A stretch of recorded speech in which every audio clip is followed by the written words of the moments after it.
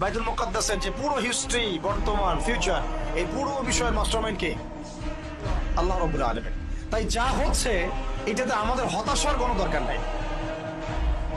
আমরা আমাদের আশেপাশে আমাদের মধ্যে জিহাদের জজবা আসে, তামান্না আসে, আমরা মন কাঁদে, আমরা অশ্রুসিক্ত হই, রক্তাক্ত হই, রক্তক্ষরণ হয়, এটা আমাদের হতাশার জায়গা যেন না হয়।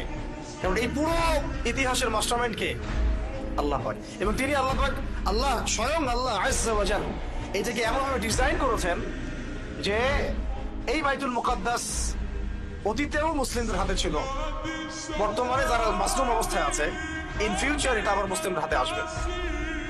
এবং সেখানে মসিহুদ দাজ্জালকে হত্যা করা হবে এবং ঈসা আলাইহিস সালাম ওই জায়গা থেকেই 40 বছর এই বিশ্বকে শাসন করবেন। এটা লেখা হয়ে গেছে লাওহে মাহফুজ, কুদিয়াল আল্লাহ। কেন? কারণ ঈসা আলাইহিস সালাম হচ্ছে সত্যিকারের মাসিহ, দাজ্জাল মিথ্যা মাসিহ। ইহুদিরা এই দাজ্জালকেই সত্য মাসিহ বলে মনে করে।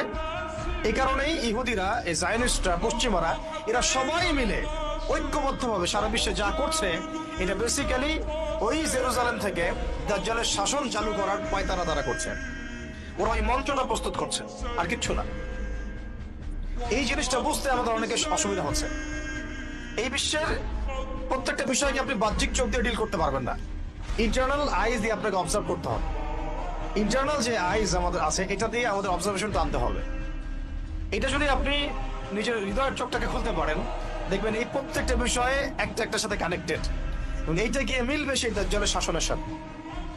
এই দাজ্জালের শাসন আসার আগেও কিন্তু কিছু ঘটনা হবে।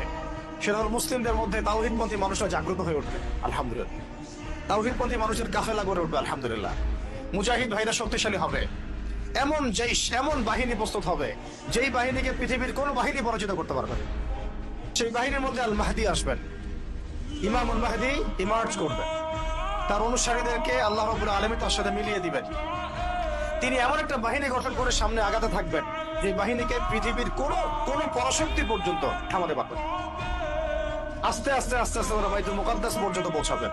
সারা ওয়ার্ল্ডের প্রেক্ষাপটে দেখেন চেঞ্জ হচ্ছে। সিরিয়া চেঞ্জ হচ্ছে, আফগান চেঞ্জ হচ্ছে, বাংলাদেশের প্রেক্ষাপট চেঞ্জ হচ্ছে, ভারতও চেঞ্জ হবে, কাশ্মীর চেঞ্জ হবে, আস্তে আস্তে দেখবেন পশ্চিমারও চেঞ্জ হবে, ওইদিকে আফ্রিকান কন্টিনেন্ট চেঞ্জ হচ্ছে। এভাবেই আস্তে আস্তে দেখবেন ওয়ার্ল্ডের মধ্যে একটা নতুন একটা সোনালী সকাল আসতে যাচ্ছে। প্ল্যাটফর্ম চেঞ্জ হবে, ওয়ার্ল্ড অর্ডার চেঞ্জ হবে।